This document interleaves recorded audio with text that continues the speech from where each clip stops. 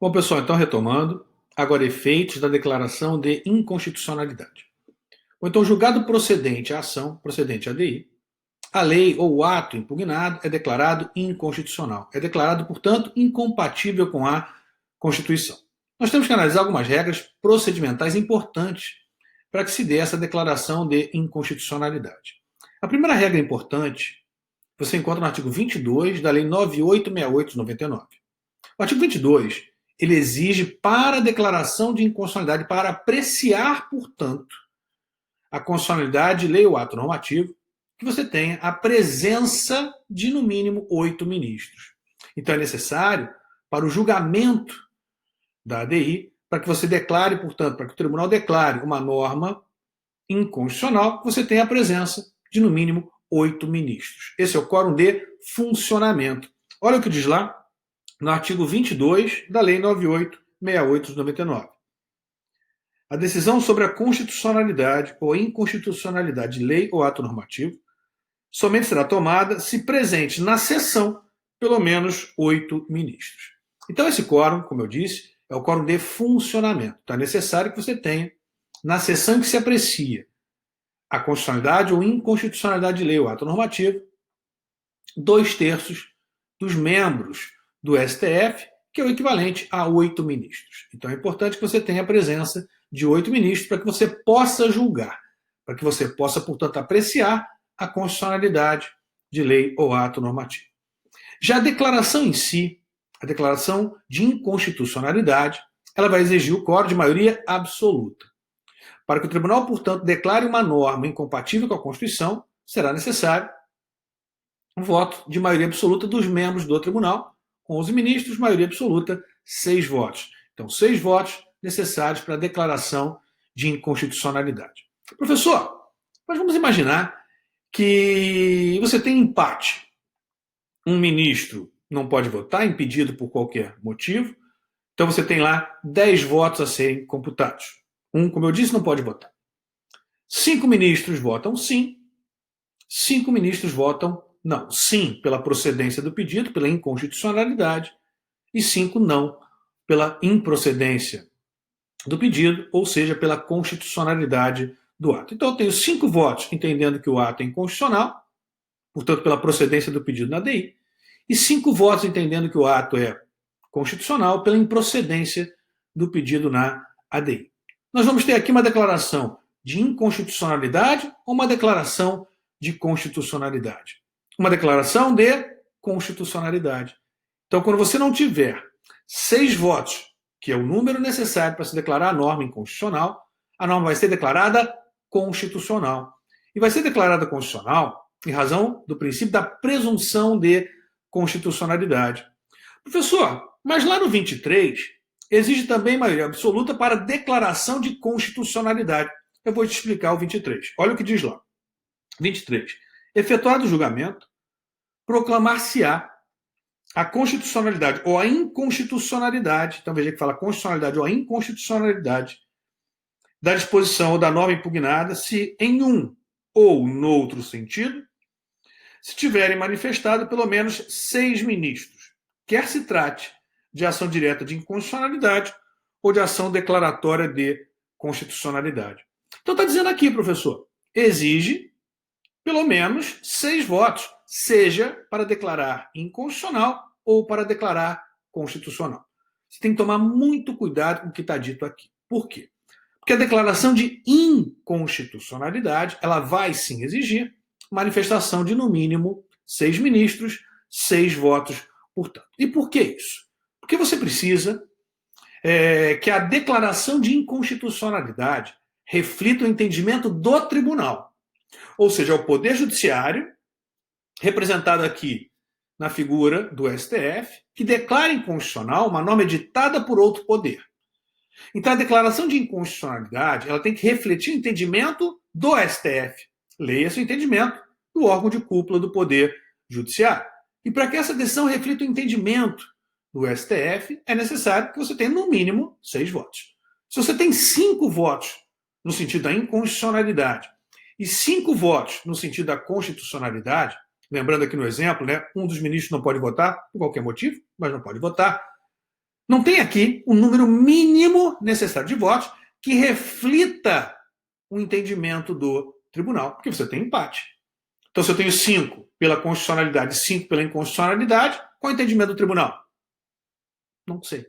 Então, você não tem quórum ou quórum necessário para declarar o ato inconstitucional. Então, a declaração de inconstitucionalidade, ela exige manifestação de, no mínimo, 6 ministros, 6 votos, portanto, para que você reflita o entendimento, como eu disse, do tribunal. Mas se houver empate, 5 pela inconstitucionalidade, 5 pela constitucionalidade, você tem aí que proferir uma decisão. Não pode deixar a questão em aberto ad eterno. E o tribunal vai emitir uma decisão, vai julgar, nesse caso, improcedente a ADI e declarar a norma constitucional. Mas se você tem empate, essa decisão não reflete o entendimento do tribunal, porque você tem um empate. Então você vai ter uma declaração de constitucionalidade, sim, em nome do princípio da presunção de constitucionalidade, porque você não tem o quórum necessário para infirmar, para anular, para declarar inconstitucional um ato editado por outro poder do Estado. Logo, você vai ter uma declaração de constitucionalidade.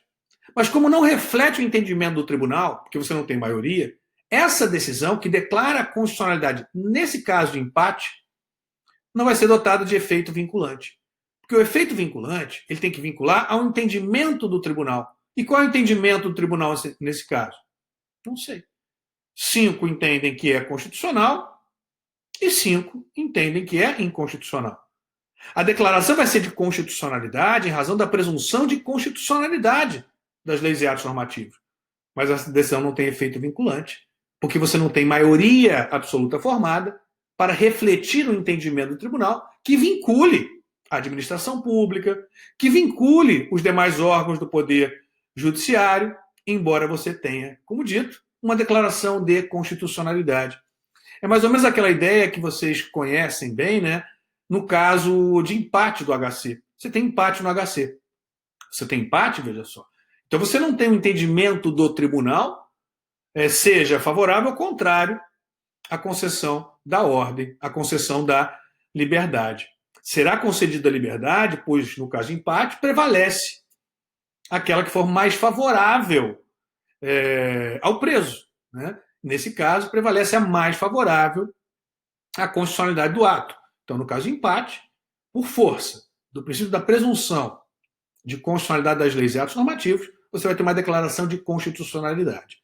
Mas se você não tiver 6 votos, como é no exemplo, você não tem efeito vinculante, como dito. Então, a declaração de inconstitucionalidade, ela vai exigir o quórum de 6 votos. Tá? 6 ministros, portanto, votando no sentido do ato ser inconstitucional.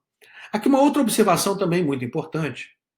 O Brasil adota um sistema de adesão ao dispositivo e não aos fundamentos.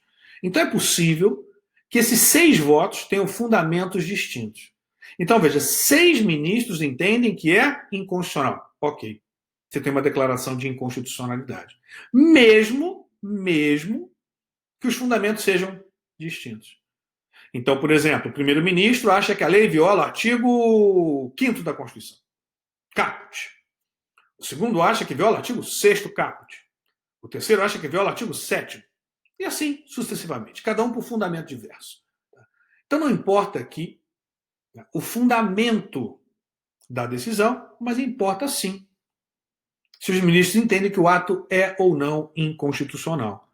Então, o Brasil adota um sistema de adesão ao dispositivo e não de adesão à fundamentação, admitindo-se, portanto, que a declaração de inconstitucionalidade, no caso de no mínimo 6 votos, tem fundamentos diversos. É a pluralidade de opinião. É um sistema similar ao sistema americano. Então, você pode ter opiniões diversas quanto aos fundamentos da inconstitucionalidade, mas desde que haja convergência, concordância quanto à inconstitucionalidade, o ato será declarado, portanto, inconstitucional.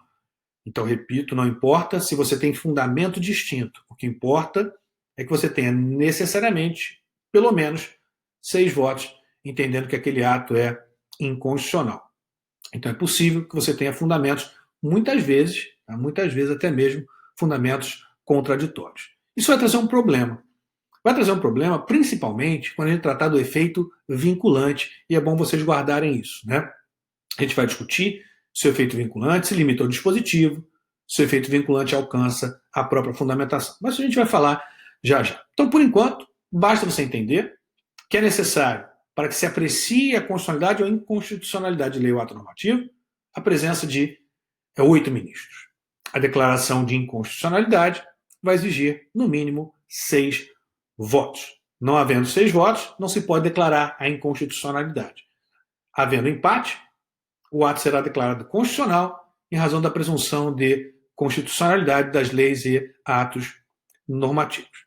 A declaração de inconstitucionalidade, ela possui ainda efeito pessoal, efeito temporal, efeito normativo e efeito instrumental ou efeito executivo.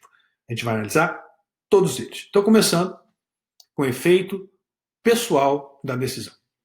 Por se tratar de processo objetivo, onde você não tem autor e réu, tem parte autora, mas não tem réu, então você não tem autor e réu, o efeito da decisão será erga omnes. Você tem previsão no parágrafo 2º do artigo 102 da Constituição. Diz lá: as decisões definitivas de mérito proferidas pelo STF nas ações diretas de inconstitucionalidade e nas ações declaratórias de constitucionalidade produzirá efeito contra todos. Vamos parar aqui. Então, efeito contra todos. Vai ter efeito erga omnes, a chamada força de lei. O efeito erga omnes, ele decorre da própria natureza objetiva do processo. Logo, a decisão que declara o ato inconstitucional. Faz coisa julgada? Faz. Faz coisa julgada para quem? Para todos. Ou seja, coisa julgada com efeito erga omnes. Não há que se falar em coisa julgada inter partes, mas coisa julgada com efeito erga omnes. Pois nós temos aqui um processo objetivo, um processo, portanto, em que se discute um interesse difuso, um interesse difuso específico, que é o interesse na defesa do ordenamento jurídico abstratamente considerado. Então, a declaração de inconstitucionalidade vai ter efeito erga omnes, efeito, portanto, pessoal, que alcança a todos, a chamada força de lei. Como eu disse, a decisão, portanto, faz coisa julgada, erga omnes, formal e material. Coisa julgada material possui efeito tanto negativo como positivo. O efeito negativo da coisa julgada material impede a rediscussão da questão decidida, logo, da declaração de inconstitucionalidade, como objeto de um novo processo, como mérito, portanto, em um novo processo. Já o efeito positivo da coisa julgada material vai impedir a rediscussão quanto à constitucionalidade da norma declarada inconstitucional, incidentalmente em qualquer outro processo. Então veja que a decisão faz coisa julgada, formal e material, material tanto nos seus aspectos negativo como no aspecto positivo, impedindo, portanto, a rediscussão da questão como mérito em um novo processo, como objeto de uma nova ação ou incidentalmente em um novo processo. E por que eu faço questão de falar um pouquinho aqui da coisa julgada, né? Porque a gente vai entrar também no exame do efeito vinculante. E eu vou defender pelo menos uma posição em que o efeito vinculante não se limita ao dispositivo, que alcançaria a própria fundamentação. A gente vai chegar já já. Então faz coisa julgada, formal e material. Então o dispositivo, aquilo que se declara inconstitucional, vai ser protegido pelo manto da coisa julgada. Não poderá ser rediscutida, portanto, essa questão, a constitucionalidade ou inconstitucionalidade dessa norma, nesse caso, a inconstitucionalidade, em outros processos. Não vai poder ser discutido, veja só, como objeto, como questão principal, como mérito de um outro processo, e tampouco incidentalmente. Se, por exemplo, essa questão for rediscutida incidentalmente em algum outro processo, cabe reclamação ao STF. E veja, cabe reclamação por violar o quê? A coisa julgada. Não falei até agora em efeito vinculante, hein? Vai caber reclamação nesse caso? Vai caber reclamação. Mas vai caber reclamação por violação à coisa julgada. Olha lá o artigo 102, inciso 1, a linha L. Então, 102 compete ao STF, principalmente a guarda da Constituição, cabendo-lhe processar e julgar originariamente, a linha L, a reclamação para preservação de sua competência, não é o caso, e agora a parte final, que é o que importa, e garantia da autoridade de suas decisões. Então, veja só, a decisão faz coisa julgada, formal e material, erga omnes, impedindo, como eu disse, a rediscussão dessa questão como objeto de uma nova ação, como questão principal de uma nova ação, como mérito em um novo processo, ou mesmo incidentalmente. Logo, se você tiver essa questão sendo rediscutida, tá, em uma outra ação, cabe dessa decisão reclamação ao STF para garantir o quê? A autoridade da coisa julgada. A decisão faz coisa julgada, como dito. Então, se ela for descumprida, se ela for violada, cabe reclamação, com fundamento no 102, inciso 1, a linha L, parte final. E o que importa aqui é que eu não citei ainda a questão do efeito vinculante. Mas se nós voltarmos agora ao parágrafo 2º do 102, diz lá: as decisões definitivas de mérito proferidas pelo STF nas ações diretas de inconstitucionalidade e nas ações declaratórias de constitucionalidade produzirão eficácia contra todos, o efeito erga omnes que nós vimos, e efeito vinculante. O que seria esse efeito vinculante? A coisa julgada já não protege o que decidido? Já não protege a decisão do STF que o ato é declarado inconstitucional? Sim. Tanto é que, se essa decisão for descumprida, cabe reclamação por violação à autoridade da coisa julgada. Reclamação para garantir a autoridade da decisão do STF. Decisão essa, como eu disse, que faz coisa julgada, formal e material. Logo, penso eu que o efeito vinculante não visa garantir, não visa proteger o que consta do dispositivo. Pois para isso já basta a coisa julgada. Coisa julgada proferida em processo abstrato. Coisa julgada com efeito erga omnes. O efeito vinculante, portanto, ele foi introduzido no nosso sistema a partir da ideia do stare decisis do sistema americano, que é de vincular a própria fundamentação, vincular a orientação do tribunal, vincular o fundamento que o tribunal adotou naquela decisão em que foi declarada a inconstitucionalidade de lei ou ato normativo. Então, o efeito vinculante, penso eu, ele não se limita ao dispositivo. O efeito vinculante, ele alcança a própria fundamentação. O efeito vinculante alcançaria o que nós chamamos de fundamentos determinantes, da razão de decidir. Não alcança os chamados obter dictum. Não alcança os ditos de passagem, aqueles fundamentos que não são fundamentos determinantes para a decisão, são simples argumentos de reforço.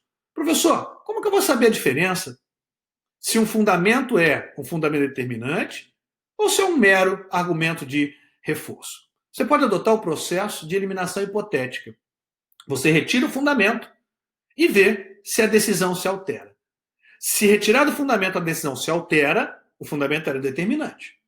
Se retirar do fundamento a decisão não se altera, o fundamento não era determinante, portanto. Logo, o efeito vinculante, ele alcança os fundamentos determinantes. E aqui é importante você lembrar que é possível que o ato seja declarado inconstitucional por fundamentos diversos. Então eu posso ter, por exemplo, 6 votos pela declaração de inconstitucionalidade da lei. A lei é declarada inconstitucional. Mas os 6 votos têm fundamentos distintos. 6 fundamentos distintos. Aí eu lhe pergunto, eu vou vincular a quê? A qual orientação? Ao porquê? Por que a lei foi declarada inconstitucional? Por que o tribunal entende que a lei é inconstitucional? Não sei. Eu sei que o ministro 1 entende que é inconstitucional pelo motivo A. O ministro 2 entende que é inconstitucional pelo motivo B. Mas se eu perguntar qual o motivo do tribunal, do STF, entender que essa lei é inconstitucional? Não sei. Então veja que nesse caso, penso eu que o adequado seria dizer que a decisão em si não tem ou não vincula quanto à fundamentação. Porque você tem fundamentos diversos. Porque você não tem maioria absoluta quanto aos fundamentos para que você possa vincular. Professor, mas não vai vincular a declaração de inconstitucionalidade sim, aquela lei não pode ser aplicada. Mas eu posso ter, por exemplo, uma lei de teor idêntico. E essa lei de teor idêntico vai ser declarada inconstitucional necessariamente? E eu lhe pergunto, por qual motivo? Não sei. Imagine o seguinte, para ficar mais claro. Imagine que eu tenha, por exemplo, uma lei do Rio de Janeiro e uma lei de São Paulo idênticas. Idênticas. É proposta uma DI em que se pede para declarar inconstitucional a lei do Rio de Janeiro. O tribunal declara inconstitucional por 6 votos, declara inconstitucional a lei do Rio de Janeiro. É o que consta do dispositivo, declaração de inconstitucionalidade da lei do Rio de Janeiro, faz conjugada, erga omnes e vinculante quanto ao dispositivo. A lei do Rio de Janeiro não pode mais ser aplicada. Se a lei do Rio de Janeiro for aplicada, cabe reclamação ao STF com fundamento no 102, inciso 1, a linha L, parte final, para garantir a autoridade da coisa julgada. Agora, tem uma lei lá de São Paulo de teor idêntico. De teor idêntico. Essa lei de São Paulo de teor idêntico, ela pode continuar a ser aplicada ou não? Você vai dizer, ó, se for analisar apenas o que consta do dispositivo, a lei de São Paulo pode ser aplicada. Porque ela não foi declarada inconstitucional. Ela não foi objeto de declaração de inconstitucionalidade. Mas agora eu digo. Se você tem os mesmos fundamentos, tá? Ou seja, a lei é idêntica, então você tem o mesmo fundamento para declarar inconstitucional a lei do Rio que você teria para declarar inconstitucional a lei de São Paulo. Se os fundamentos vinculam, a lei de São Paulo sendo idêntica, não pode mais ser aplicada. Mas para os fundamentos vincularem, eu tenho que ter maioria absoluta em relação ao fundamento que justificou a declaração de inconstitucionalidade. Então, vamos imaginar que tenha sido declarada inconstitucional a lei do Rio por violar ou usurpar a competência da União. Então, 6 ministros entendem que a lei do Rio violou a competência da União. A lei de São Paulo de teor idêntico também viola a competência da União, segundo o entendimento do tribunal.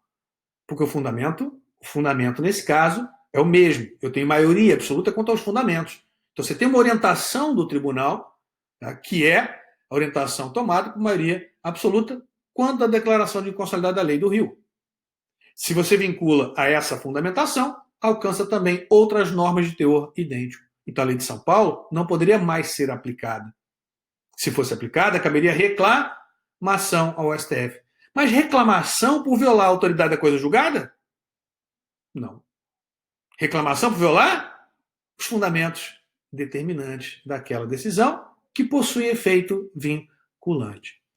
Professor, mas o efeito vinculante, o STF, melhor dizendo, né, quanto ao efeito vinculante, adota a teoria da transcendência dos motivos determinantes. O STF, regra, não vem adotando a teoria da transcendência dos motivos determinantes.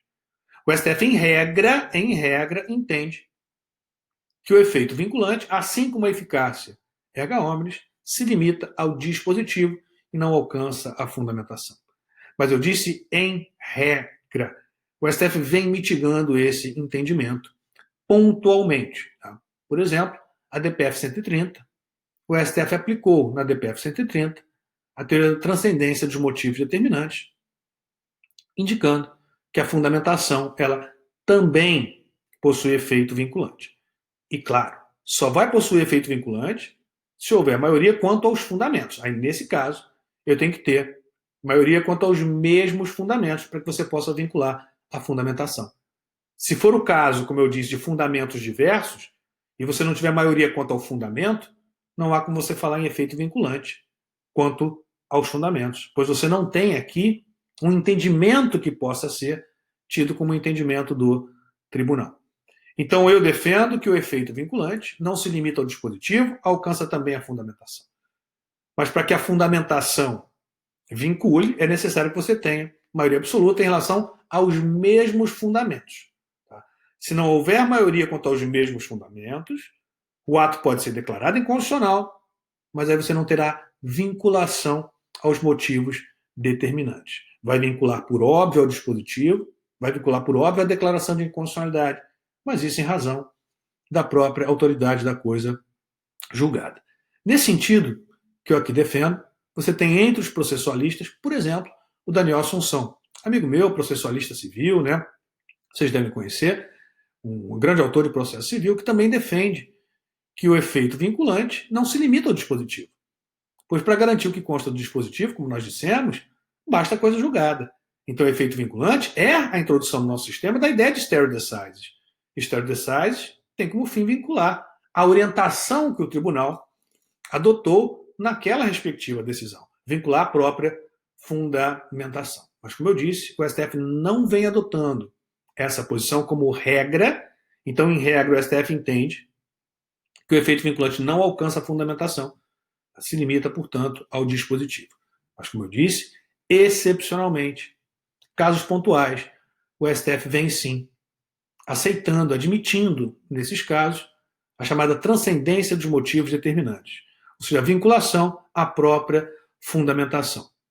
Acho que o STF, inclusive, deve caminhar nesse sentido, né? O sistema de precedentes, você vai vincular à própria orientação. E se eu vinculo a orientação, se eu vinculo ao fundamento determinante, se eu vinculo a ratio decidente, é necessário para que você vincule, você tenha maioria absoluta, no mínimo, maioria absoluta em relação aos mesmos fundamentos. Então, vimos eficácia erga omnes e efeito vinculante. Ainda em relação ao efeito vinculante, cabe algumas observações complementares. Se nós formos novamente ao parágrafo 2º do artigo 102, diz lá: as decisões definitivas de mérito proferidas pelo Supremo Tribunal Federal em ADI ou ADC produzirão eficácia contra todos e efeito vinculante. Relativamente aos demais órgãos do Poder Judiciário e administração pública direta e indireta nas esferas federal, estadual e municipal. Parece que o efeito vinculante não alcança o próprio Supremo e não alcança o Poder Legislativo. Parece que o efeito vinculante não alcança o próprio Supremo e não alcança o Poder Legislativo. A gente tem que tomar um certo cuidado com isso, tá? O efeito vinculante, ele vincula o próprio STF. Enquanto o STF não mudar a orientação, sim. Então, o efeito vinculante em relação ao STF, veja só, ele se aplica enquanto o Supremo não mudar de orientação. Agora, ele não impede que o Supremo mude a orientação, portanto. Agora, tá? Não é possível que o STF reveja, e aqui é fundamental esse entendimento, reveja a declaração de inconstitucionalidade. Pois, como nós vamos destacar ainda, não cabe ação rescisória. Então, se o ato foi declarado inconstitucional, essa decisão é irreversível. Se o ato foi eliminado do sistema jurídico, essa decisão é irreversível. Não pode haver, posteriormente, declaração de constitucionalidade do ato declarado inconstitucional. Então, o STF estaria vinculado? Sim, em decorrência da autoridade da coisa julgada. Não poderia o Supremo declarar constitucional um ato que ele anteriormente declarou inconstitucional. Que declarou inconstitucional em abstrato. Que declarou inconstitucional em ADI. Mas, claro, que o tribunal pode mudar a sua orientação. Por isso que é importante entendermos que o efeito vinculante vincula a fundamentação. Então, o STF ele não está vinculado ad eterno orientação. Ele pode mudar a sua orientação. Não pode mudar a declaração de inconstitucionalidade em relação àquele ato. Mas pode mudar a orientação em relação a outros atos idênticos que cheguem à corte para serem apreciados. Então, se declara inconstitucional a lei do Rio, decisão que faz coisa julgada, erga omnes e tem efeito vinculante, portanto. Chega ao STF uma nova ação agora impugnando, atacando uma lei de outro estado, uma lei do estado de São Paulo, idêntica à lei do Rio de Janeiro, que foi anteriormente declarada inconstitucional. Não pode, nesse caso, o tribunal mudar a orientação e declarar constitucional essa lei idêntica àquela que ele anteriormente declarou inconstitucional? Sim, pode. Isso demonstra que o efeito vinculante, veja só, diz respeito à fundamentação e não ao dispositivo. Porque o STF não pode mudar, repito, a declaração de inconstitucionalidade da lei do Rio. Mas ele pode mudar a orientação que levou à declaração de inconstitucionalidade em relação à lei do Rio e, consequentemente, mudando essa orientação, declarar constitucional uma lei de teor idêntico. Então, não vincula o STF quanto à orientação, pois ele pode mudar a orientação. Então, vincula os demais órgãos do Poder Judiciário e não vincula o STF quanto à orientação, pois isso indica que o STF pode mudar a orientação. Até prefiro dizer que vai exigir do STF uma dupla manifestação. Primeira, o STF vai ter que demonstrar que aquele precedente, aquela orientação não mais se justifica. E aí ele vai superar. Tá? Um overruling, superação total, um overriding, superação parcial e fixar uma nova orientação. Mas o STF pode mudar, portanto, a orientação. O STF não está preso ad eterno àquele entendimento que foi emitido quando a declaração de inconstitucionalidade. Mas, como eu disse novamente, o ato que foi declarado inconstitucional não poderá ser declarado constitucional. A orientação pode mudar, mas a declaração de inconstitucionalidade não pode mudar, como eu disse. Então a decisão tem efeito erga omnes e efeito vinculante. Discutimos aí a questão do efeito vinculante, se o efeito vinculante se limita ao dispositivo ou se o efeito vinculante alcança também a fundamentação. Como dito, o STF entende que o efeito vinculante se limita ao dispositivo, né, e excepcionalmente pode alcançar a fundamentação. O efeito vinculante não vincula o próprio STF, pois o STF pode mudar a orientação que ele deu, que ele proferiu, que ele emitiu em uma primeira decisão. Ele não está amarrado de eterno àquela orientação, embora não possa alterar a declaração de inconstitucionalidade em relação ao ato que foi examinado. Mas ainda seguindo, lá na parte final do parágrafo 2º, diz lá, efeito vinculante relativamente aos demais órgãos do Poder Judiciário, fizemos a observação, e administração pública direta e indireta nas esferas federal, estadual e municipal. Não vincula o Poder Legislativo? Caiu uma questão recentemente em uma prova para a OAB, e dizia lá que o efeito vinculante não alcança o Poder Legislativo. O efeito vinculante não alcança o poder legislativo. É isso que dizia a questão. E o gabarito foi dado como correto. Com todas as vênias, esse gabarito está errado. Por que está errado? Porque o efeito vinculante não alcança a função legislativa. O efeito vinculante não alcança a função legislativa. Mas pode alcançar o poder legislativo? Pode, e claro que pode. E professor, agora me confundiu. Vamos exemplificar que vai ficar mais fácil. Vamos imaginar que seja editada uma lei estabelecendo um aumento para os parlamentares. Tem editada uma lei estabelecendo um aumento para os parlamentares. Vamos pensar que essa lei, por exemplo, tenha sido aprovada na Câmara com a redação X, foi ao Senado e o Senado alterou substancialmente. Mudou substancialmente. Mudança de sentido. Tá? Enviou ao presidente da República, o presidente sancionou, promulgou e publicou a lei. Houve aqui uma violação ao processo legislativo constitucional. Havendo, portanto, emenda feita na Casa Revisora, essa lei tinha que retornar à Casa Iniciadora. Olha lá o parágrafo único, vou ler o caput também, o parágrafo único, tá? Do 65. Diz lá, o projeto de lei aprovado por uma casa será revisto pela outra, em um só turno de discussão e votação, e enviado a sanção ou promulgação se a Casa Revisora aprovar ou arquivar se rejeitar. Parágrafo único do 65. Sendo o projeto emendado pela Casa Revisora, voltará à Casa Iniciadora. Temos a exceção, né, de emenda meramente formal, que não altera substancialmente o projeto, não precisa retornar. Mas aqui no meu exemplo, houve alteração substancial. Então, Casa Iniciadora aprovou a redação A, Casa Revisora alterou para a redação Z, mudou substancialmente. Remeteu ao presidente da República para sanção ou veto, o presidente sancionou, promulgou e publicou. Você tem, nesse caso, um vício formal. Você tem aqui um ato inconstitucional, uma inconstitucionalidade formal. O ato é, portanto, declarado inconstitucional. Inconstitucional, com efeito erga omnes, transitado em julgado, faz escolha julgada, formal, material, com efeito erga omnes e vinculante. Pergunto, pode o Poder Legislativo continuar a aplicar essa lei declarada inconstitucional? Não. E se ele continua? Caberá reclamação ao STF. Então, o Poder Legislativo, nesse caso, está vinculado à decisão? Sim. Ele não pode aplicar, olha a palavra, aplicar lei declarada inconstitucional.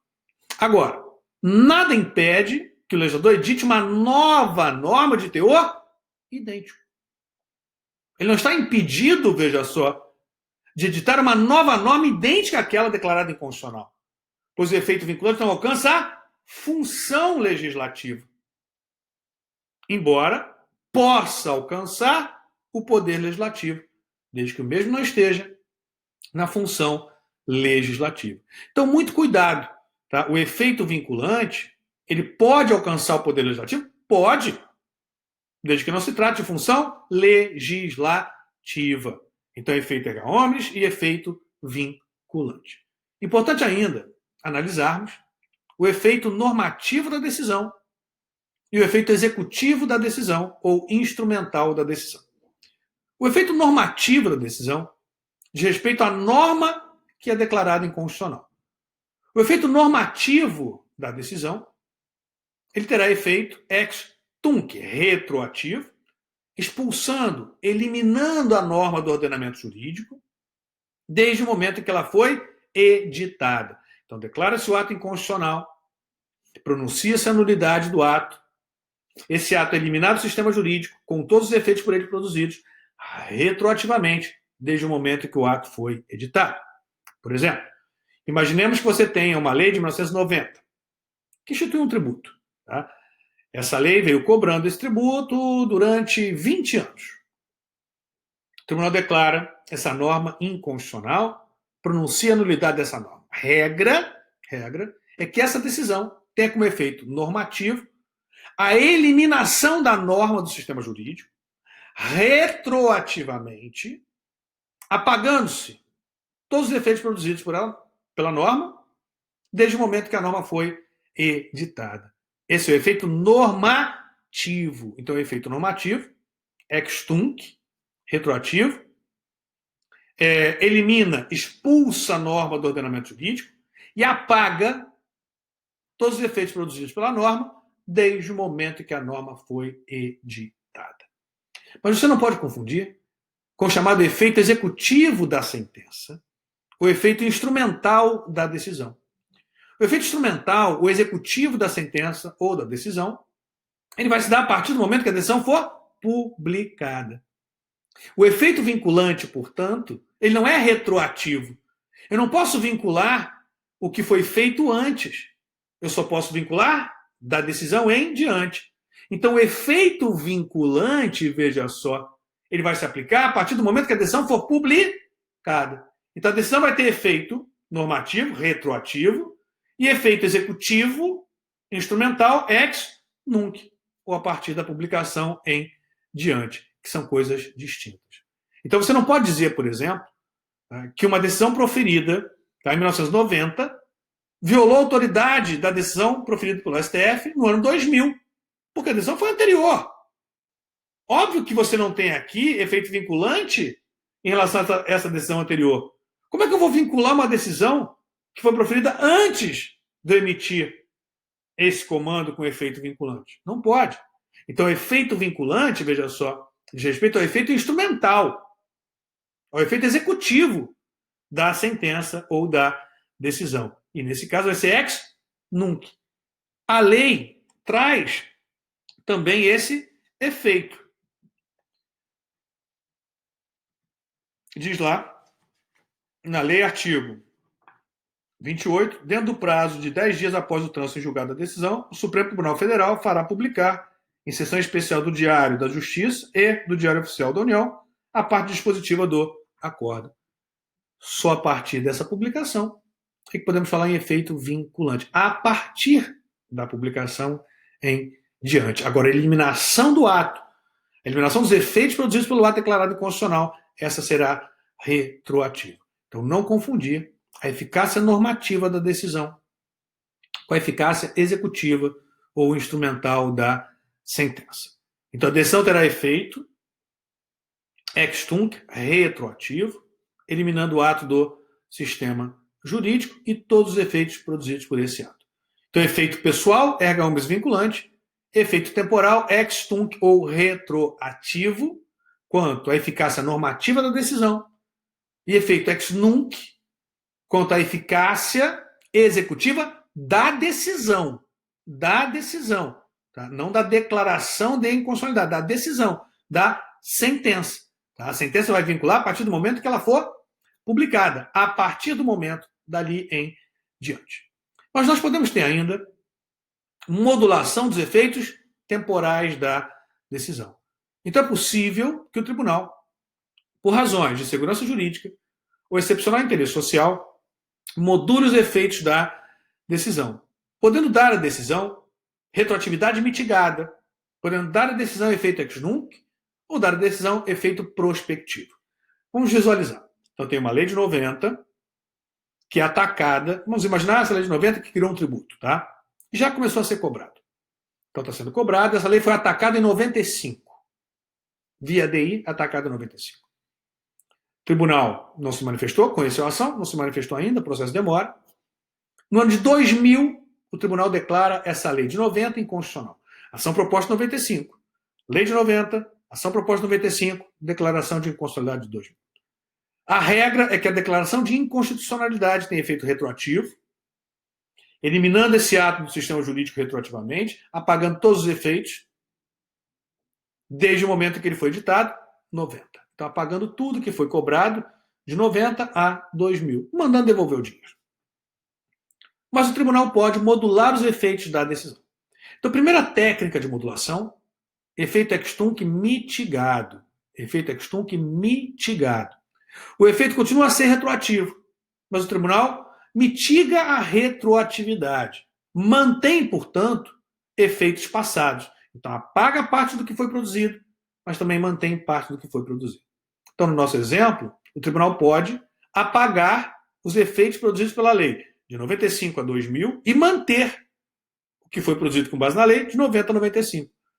Então, se você pagou, por exemplo, aquele tributo de 90 a 2000, havendo essa modulação ex tunc mitigado, como eu dei no exemplo, o que você pagou de 95 a 2000 não será devolvido. Ou melhor, desculpe, o que você pagou de 95 a 2000 será devolvido, como eu falei no exemplo. O que você pagou de 90 a 95 não será devolvido. O tribunal é que vai trabalhar com essa mitigação. Mas aqui continua a decisão ter efeito normativo retroativo. Mas retroatividade mitigada é a primeira exceção. Então, regra ex tunc, primeira exceção, ex tunc mitigado ou retroatividade mitigada.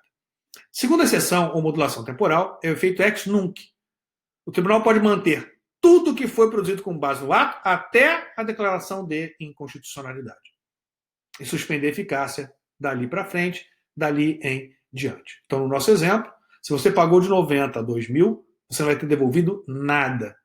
Não poderá ser cobrado de você dali em diante. 2000 em diante não pode mais ser cobrado. Mas você também não vai ter devolvido o que foi pago de 90 a 2000. Então, o efeito, nesse caso, ex nunc, a partir da decisão em diante. E o tribunal pode ir além. O tribunal pode estabelecer efeito prospectivo.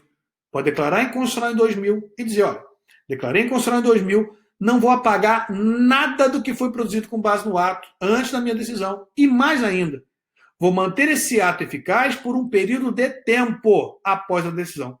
Por exemplo, por um ano após a decisão. Então, declarou-se inconstitucional em 2000, manteve-se todos os efeitos produzidos de 90 a 2000 e ainda possibilitou-se que continuasse a ser cobrado o imposto até 2001. De 2001 em diante não posso cobrar mais. Mas veja que eu ainda pude cobrar, ou poderia cobrar, um ano após a declaração de inconstitucionalidade. É o chamado efeito prospectivo ou pró-futuro. Necessário para a modulação o quórum de 2/3, de 8 votos.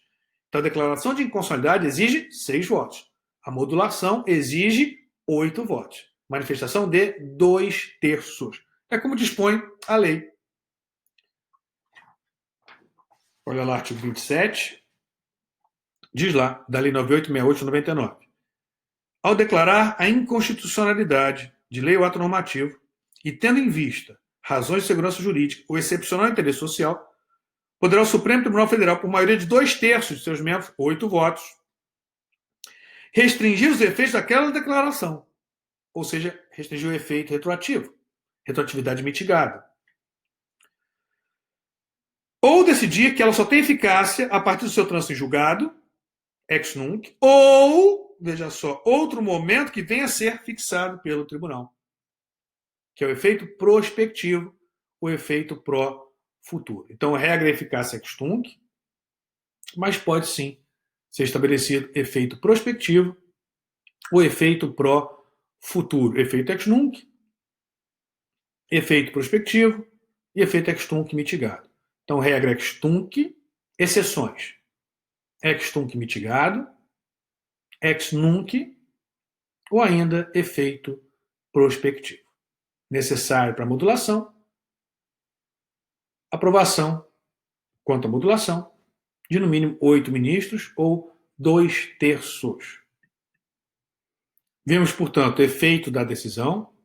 Importa agora ainda observação final quanto à recorribilidade e rescindibilidade das decisões. A regra é que as decisões proferidas no âmbito do controle abstrato de constitucionalidade sejam irrecorríveis, ressalvado interposição de embargos de declaração ou agravo de decisões interlocutórias.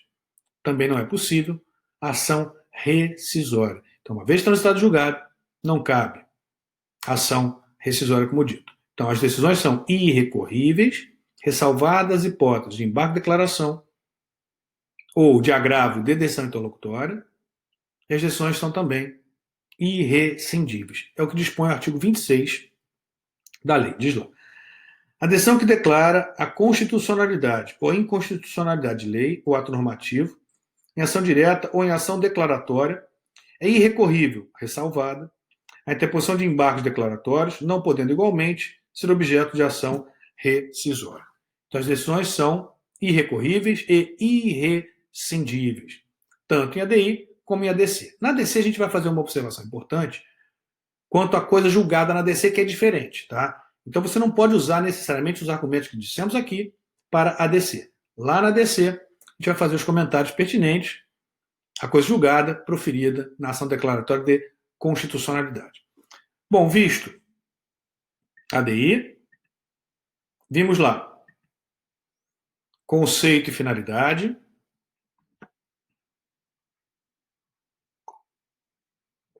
vimos fundamento constitucional e legal, vimos parâmetro de controle, objeto de controle, legitimados, AGU, PGR, cautelar, efeitos da decisão, recorribilidade e rescindibilidade. Bom, pessoal, fechamos a ADI. Até a próxima.